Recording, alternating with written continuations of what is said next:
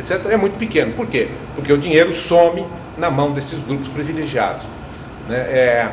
Veja, o Maranhão, que é o estado mais pobre do Brasil, né, o Maranhão paga 24 ou 25 mil reais para os seus juízes. E tem alguns aposentados que ganham bem mais do que isso.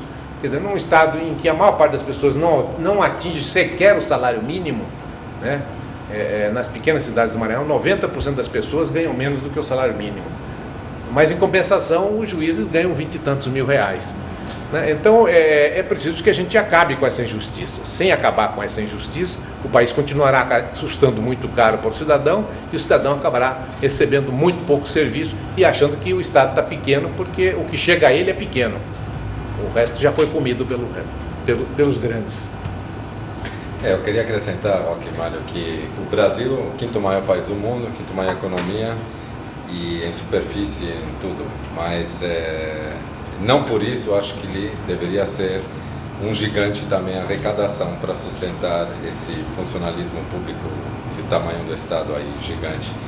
Eu acho que isso daí seria compatível se ele, como o Mário falou, respondesse e desse em contrapartida aquilo que o país precisa dentro do que é responsabilidade do poder público para desenvolver o país, que são os gastos em infraestrutura, em educação, em transporte, em segurança e tudo mais.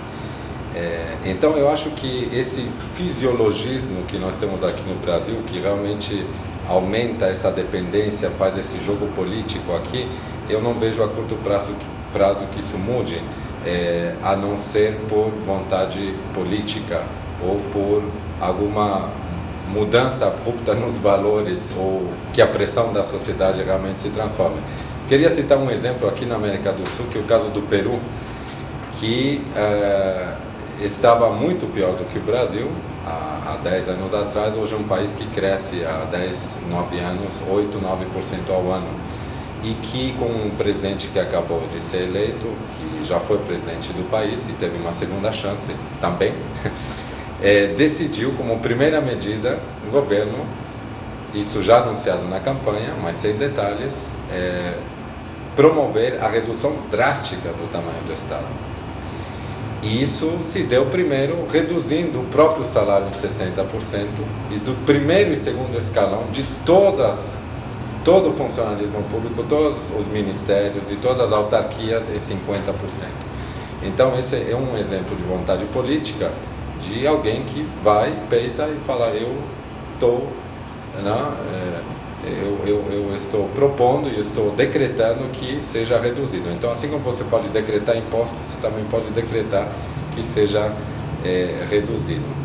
E isso já está produzindo uma série de benefícios para a economia e para a sociedade peruana, que estão sendo revertidos justamente em obras sociais que não foram feitas nos últimos anos. Né? Quando nós tivemos outras discussões aqui, quando a gente vê o tamanho do Estado, a gente vê que muito do dinheiro que se arrecada, ou basicamente 90%, está no custeio. O custeio significa salários dos funcionários públicos. E que sobra muito pouco para investimento. E investimento, principalmente necessário em infraestrutura do Estado, saneamento, etc. Sem resolver essa equação, vai ser muito difícil a gente sair desse impasse do crescimento, né? Agora, é um mito e é realmente um problema. Quando a gente fala no custeio, a gente está falando de salários. Quando se fala em salários, normalmente vem nos falar que os funcionários públicos ganham mal. Eu acho que alguns podem ganhar mal, mas se nós olharmos o número de candidatos, de pessoas querendo entrar em concursos públicos, e certamente a maioria delas não estão buscando lá por causa da causa pública e sim por causa do salário, a gente vai ver que o sentimento da população em geral é de que a percepção é de que, junto com algumas vantagens com o regime de servidor público, o salário do servidor público hoje é mais interessante do que na iniciativa privada, mesmo porque passa até a ser vitalício, né? E as pessoas não podem ser demitidas. Então, esse tabu de que o funcionário público ganha mal e tem que ganhar bem para ser um bom funcionário público, nós não estamos querendo que o funcionário público ganhe mal, mas nós estamos querendo que que se resolva uma equação de que seja possível a economia andar pagando adequadamente os seus servidores públicos, mas a economia tem que andar, porque sem empresas não há como crescer, não há como gerar renda, porque o Estado não gera renda. O Estado, ele administra a economia, o governo tem essa função, né? Então, eu acho que o PNBE tem uma função importante nessa discussão também, né? Uma discussão muito complexa, né? E sem esse nó a gente não vai conseguir. Agora, pode existir uma janela de oportunidade em meio a tudo isso, se a gente não conseguir resolver estruturalmente, né? E vocês andaram estudando também a questão do crescimento e do desenvolvimento sustentável, né? E aí temos aí o presidente americano vindo para cá, temos o problema do aquecimento global e aparentemente isso pode ser uma janela de oportunidade para o nosso país, né? Como é que está o projeto Brasil 2022 nesse sentido? Nós estamos começando a discutir a questão do desenvolvimento sustentável. A proposta do projeto Brasil 2022 do PNBE é tratar o desenvolvimento sustentável de uma maneira bastante abrangente, né? Porque nós observamos que o Brasil, ao longo desses 500 anos de descoberta do europeu, dos europeus, ele acabou se tornando um grande produtor de produtos, digamos assim, exóticos, como dizem os ambientalistas. Nós somos hoje o maior produtor de celulose de madeira de eucalipto, né? Tecnologia desenvolvida inclusive no Brasil, só que o eucalipto veio da Austrália.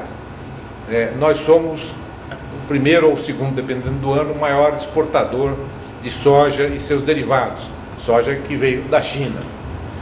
Nós somos grandes, esse ano passado fomos o maior exportador de carne bovina, boi que veio com os europeus. E assim por diante, quer dizer, nós fomos capazes de adaptar produtos de outros países, café, soja, eucalipto, gado, frango, etc., às nossas condições edáficas, de uma maneira muito competente, muito inteligente, mas nós não fomos capazes de desenvolver as riquezas próprias do Brasil. Nós temos aqui, por exemplo, a jabuticaba, né? Até se brinca que tudo que é no Brasil, que só existe no Brasil e não é jabuticaba, alguma coisa está errado, porque nós estamos sempre querendo inventar a roda. Mas a jabuticaba é nossa. E nós não fomos capazes de desenvolver uma indústria de jabuticaba que ocupasse um espaço significativo no mundo. Nós poderíamos estar exportando jabuticaba, suco de jabuticaba, licor de jabuticaba, vinho de jabuticaba, geleia de jabuticaba, etc. E a jabuticaba é um exemplo, né? Nós temos a jaca, temos o caqui, temos o cupuaçu, e assim por diante. Então, o nosso desenvolvimento sustentável deve ser feito valorizando a riqueza nossa, uma vez que nós somos o país de maior biodiversidade do mundo e não aproveitamos isso. Então, se nós aproveitássemos melhor a nossa biodiversidade, isso só por si já seria uma garantia melhor em relação ao desenvolvimento sustentável, porque a gente não precisaria estar derrubando grande parte da nossa flora nativa, da nossa fauna nativa, para substituí-la por outros produtos. Poderíamos estar extraindo riqueza da nossa flora e fauna nativas.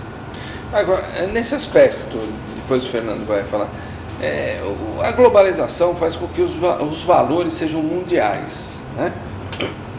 Os produtos exóticos chineses, já os europeus iam para lá buscar as especiarias chinesas, lá, indianas, né?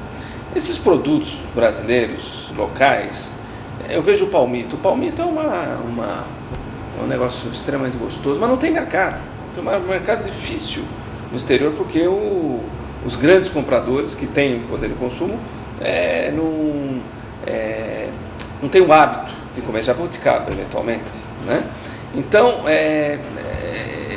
como que esses mercados, como que esses padrões de consumo poderiam ser desenvolvidos? Olha, e não serem mais exóticos, porque para eles exóticos são coisas que são exóticas efetivamente, né? E para nós não seriam os exóticos, né? Olha, os hábitos se criam. Os hábitos se criam, né? Quando o primeiro McDonald's chegou no Brasil, né, não existia um hábito tão difundido de se usar esses temperos comuns na comida americana, né? O molho de tomate apimentado, a maionese, a mostarda, etc. Embora nós tivéssemos aí os nossos próprios restaurantes de hambúrguer, né? O Jotas e Joaquins, etc.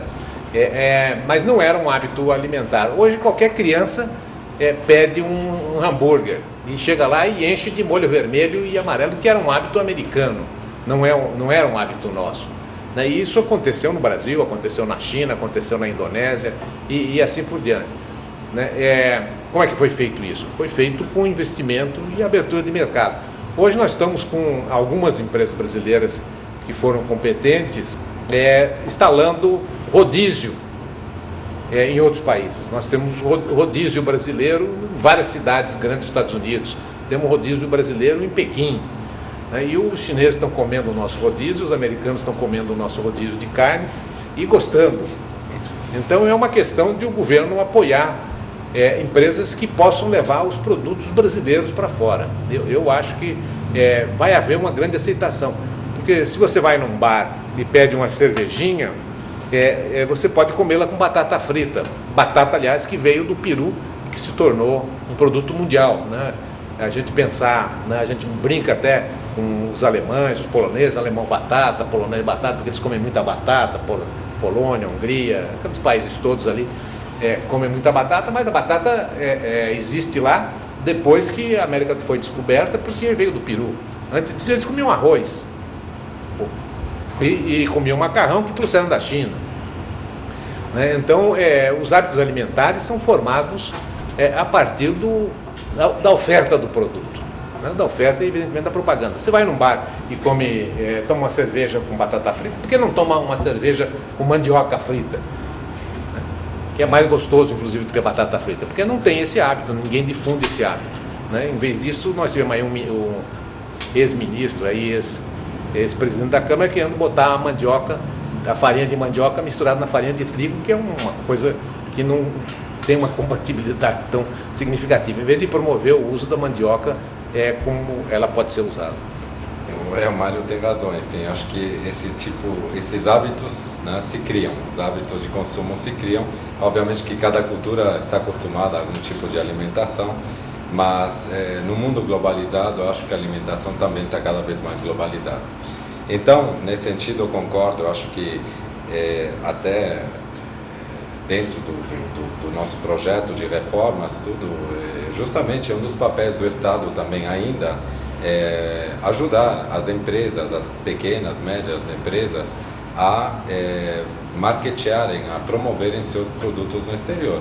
Isso daí é política de promoção de comércio exterior, né? Política do Ministério das Relações Exteriores, do Ministério de Indústria e Comércio, e dentro do contexto globalizado tem alguns aspectos que até são fruto, enfim, de negociações aí na OMC, e também o problema nos Estados Unidos com a ALCA, que é a questão do registro das patentes, né? Então, enquanto nós temos aqui um guaraná que é registrado no Japão, né? E de repente não pode ser vendido no Sudeste Asiático porque o japonês detém a patente, nós temos que começar a ficar mais espertos, como fazem os chilenos, por exemplo, né? Então, eu acho que nesse aspecto de uma economia globalizada, que tem tudo a ver, né, com o nosso projeto, que o que a gente quer propor e montar esse quebra-cabeças para levar o país a um patamar que ele possa ser competitivo no 2022, é reconhecer esse potencial, esse capital humano que o Brasil tem, né? Eu acho que o Brasil, como o Mário falou no início, é um país abençoado.